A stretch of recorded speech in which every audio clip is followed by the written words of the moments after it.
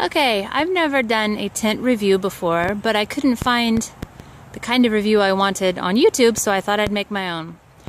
I did buy the Core Equipment 12-man tent. It is the instant tent. Never had one of those before. It's pretty easy to set up, pretty quick. Didn't even read the instructions. We are a big family, 8 people, do a whole lot of camping, have for a lot of years. We're replacing our Alaknak. Maya, come back up here, bud.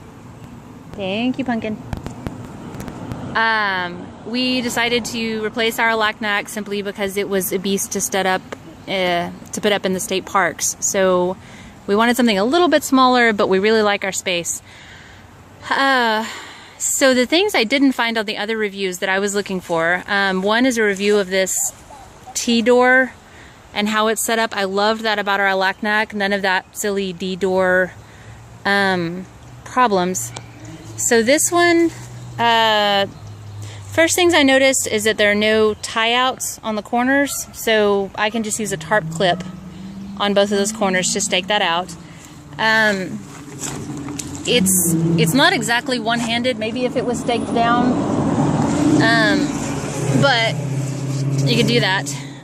It does zip out on the bottom. Tension's pretty good. It's a little high off the ground. It kind of pulls it out, but not enough that it'll get ripped, I think. Going inside, I love the big ventilation. You'll see it goes to both ends right there. Those whole big squares you see there, that whole thing is ventilation. Windows are good. They do have 2 zippers. So if you want, you can pull this out of here and, zip it up part way, whatever you need to do to have some privacy, still get good ventilation. It does have little pockets there. We don't really use those for much. It's got a couple of hooks up top for lanterns. It's got 3. It does have a back door, a D-style back door. Probably won't use it a lot, but it's nice to have. It is only half the door, which is fine. Looks like there's plenty of room in here for 3 queen-size beds and stuff at the end. To put at the end of your bed. It's got some little hooks up here where you can hang dividers if you want. Let's go back out. There is a bit of an overhang over the door. Obviously not as much as the vestibule in our Alaknak, but it'll do. It'll keep some of the rain out. Has all the obvious things, good rain fly on it. Funny little clips here. You'll see on each one of these poles, they telescope out and then lock into place here. And then your clip for your rain fly is a little different than anything I've ever seen.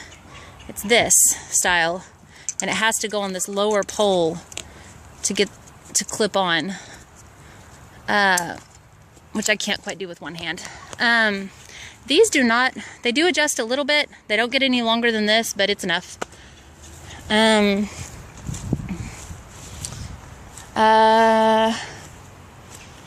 ends of the corners here on these instant tents, they don't come out. They stay locked in. So, you just stake them in the ground. They don't come loose. My one little issue that I had with this, and we'll see if it'll be a problem or not, is that this rain fly piece right here that goes over the top, it's got a little bar in it. There's no Velcro holding it in up here. You can slip it out, which is okay. But where this bar goes in to this clip, you can't really see it very well.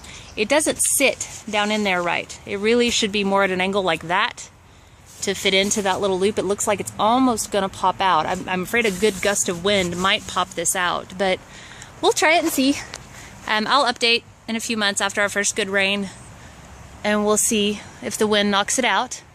This is your space and ventilation above the tent, between the tent roof and the rain fly.